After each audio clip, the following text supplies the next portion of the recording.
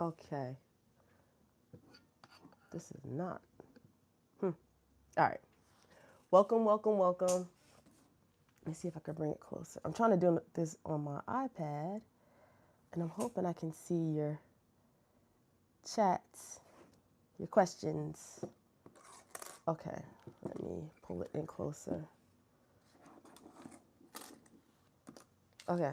All right. So let's keep it moving.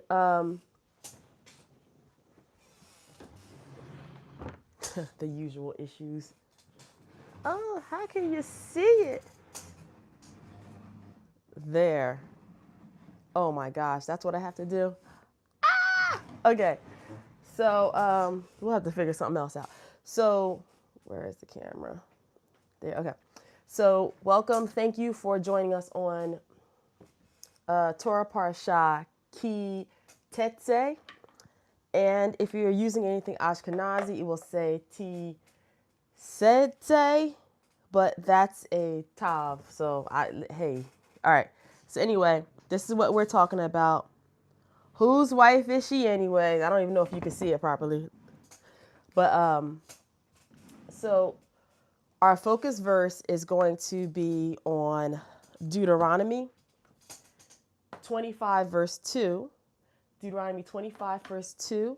This is an amazing Torah Parsha, and it has approximately, I want to say like 75, I hope you can hear me okay.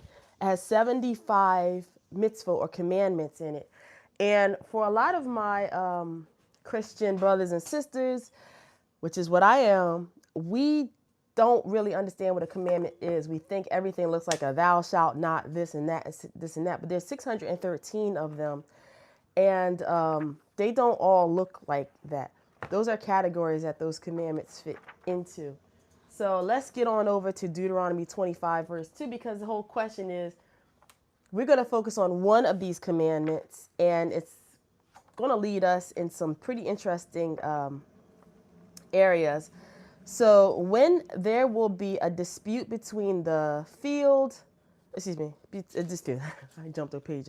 When there will be a dispute between people and they have recourse to judgment and they judge them and they vindicate the righteous one and find the wicked one guilty, it will be that if the wicked one caught to be beaten, and the judge shall cast him down, and he shall strike him before him according to his wickedness by account.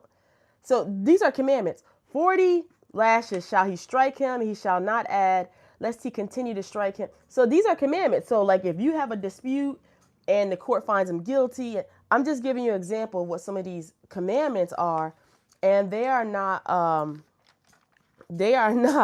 what you think they are, like thou shalt not. Nah, if somebody's not listening to the verdict of the court, they're going to get these lashings right here.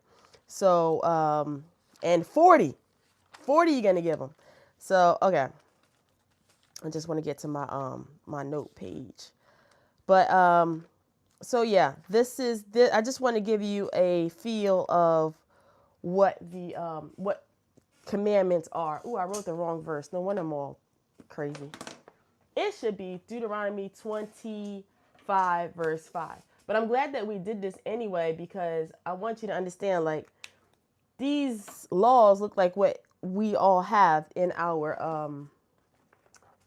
especially in the U.S., you know, thou shalt not bring any meat over here. It shall go through the USDA or whatever, you know, for our kashrut, our kosher eating laws, if you will.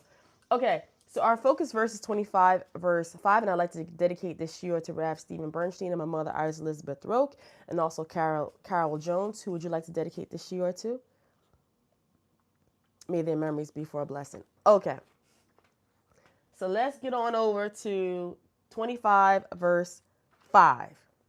But I hope you can see, like, read all through this, these chapters here, and see what different kind of laws look like before you go judging, because what you're judging, we're not under the law, and you find out, nah, that's pretty much how the U.S. does it. Okay, so verse 5, when brothers live together and one of them dies and he has no child, the wife of the deceased shall not marry outside to a strange man. Her brother-in-law shall come to her and take her to himself as a wife, and perform Levirite marriage. Okay, so that's the verse that we're going to focus on. And so, whose wife is she anyway? That's why it's called that. So what happened? Let's put this in everyday English. So you got two paternal brothers. I was reading in the Rashi, so I'm using the Rashi for reading, and this is from Art Scroll. And but this is what Rav Bernstein wanted to focus on for this particular Torah Parsha. So he said, okay, so you got this married couple, and the husband dies before the wife is able to have a child for him. And so now she's a widow, and there's no child to carry on this gentleman's name. So Hashem has a command about that. Hashem means the name. It's another way to say God, respectfully. So when brothers live together and one of them dies and he has no child, again, we're on Deuteronomy 25:5, the wife of the deceased shall not marry outside to a strange man. So this wife, who the husband died, the husband has a brother, the husband dies, there's no child, and Hashem is saying she's not going to go out there on, what's that dating app for Jewish people? Jew.com, or I don't know, Jewish Love, whatever it is. She ain't going to go on that website and get her another man. What she's going to do is she's going to marry the brother. Her brother-in-law shall come to her and take her to himself as a wife. So the brother-in-law is going to come and marry her, and they're going to have Levirite marriage. This is called a performance of a Levirite marriage. But the only thing is that word Levirite, I'm trying to see it doesn't really say Levirite in the Hebrew. It's going to say Yevamah or Yiboam or something in that range. So where's my little thing here? I know y'all can't. I'm so sorry. Listen, we got to do what we got to do around here. So I just want to mark off that we got the focus verse. So now we're going to talk about this thing. What is this Levirite marriage or Yiboam that has to be performed? So you have Yiboam or Levirite marriage. In English, it's called Levirite marriage, but in Hebrew, it's Yiboam. And there's a whole tractate in the Oral Torah about how this works. So Yiboam is when you have your two brothers. One brother dies. The wife was married to the one that died. You have the brother now marries that woman. But there's rules to it. That brother that was the husband that died, she can only marry brothers that were living at the time that her husband was living. So say, for instance, Naomi is a good one.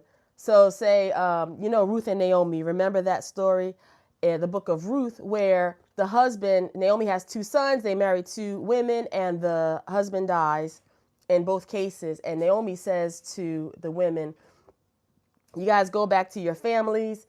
And they're like, okay. The one says, okay. And the other one says, Ruth says, no, I'll continue on with you.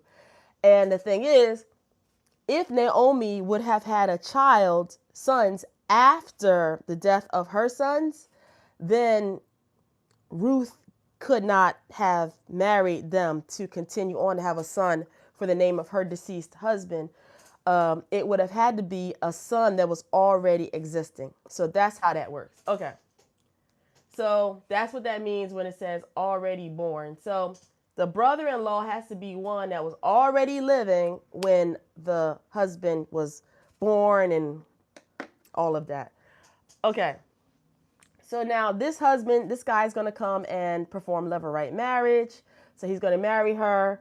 And why? Because they're trying to produce a son in the name of the dead husband. Okay.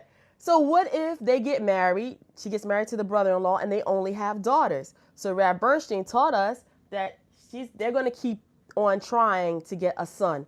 Why? Because this whole thing is outside of space and time. You're trying to preserve the name of the deceased. It's not just so you can have someone to pass the inheritance on to. It's so that also It's something going on within space and time and outside space and time. So, so they go ahead and they just keep on going until they can get sons. So another question is, so what if they fall in love? Do they stay married or not? That's up to them. If the brother-in-law wants to stay married, they really enjoy each other, they can stay married. But the moral of the story is they have to keep trying for a son for the deceased husband's name. Okay. So why does Hashem command Israel to do this? Why does he command? This is literally a command. We read that in Deuteronomy chapter 25, verses 5. Hashem commands that because it's carrying out that name of that husband, as we said. This is something that's outside space and time. It's not about just having babies and just moving in that way. It's about fulfilling something that's inside space and time, on earth as it is in heaven. So if you are familiar with inside space and time and outside space and time, then this commandment, all these commandments will make sense to you. You're basically commemorating inside space and time the things that are happening outside space and time. Okay, so let's jump over to Yeshua, Jesus, Yeshua, the Hebrew name. In Matthew 22, verse 30, he also addresses this about the Yiboam. So let's jump over there. So in Yeshua, see, Matthew chapter 30, it says, all right, let's see, Matthew chapter 30, where are we? Shout out to everybody joining and staying for a few seconds or whatever you're doing. I appreciate you, even if you only staying for a few seconds.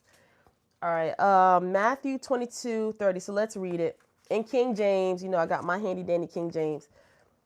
Dang, there we go.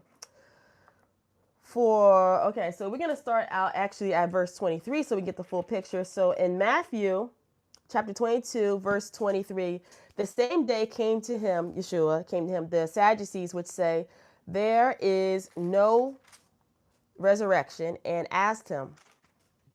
So these Sadducees come over to Yeshua. Okay, so we're in Torah Parsha Kitete, but just to show you that the Torah reaches all the way into the New Testament, or Brit Hadashah. So these Sadducees who don't believe in the resurrection, they come over to Yeshua and they ask him a question, and they say, hey, Master, sir. So Moses, meaning Moses in the Torah, it says, if a man dies, he has no children, his brother shall marry his wife and raise up seed unto his brother. Now, there were with us 7 brothers, and the first, when he married a wife, he died, left no son with the wife.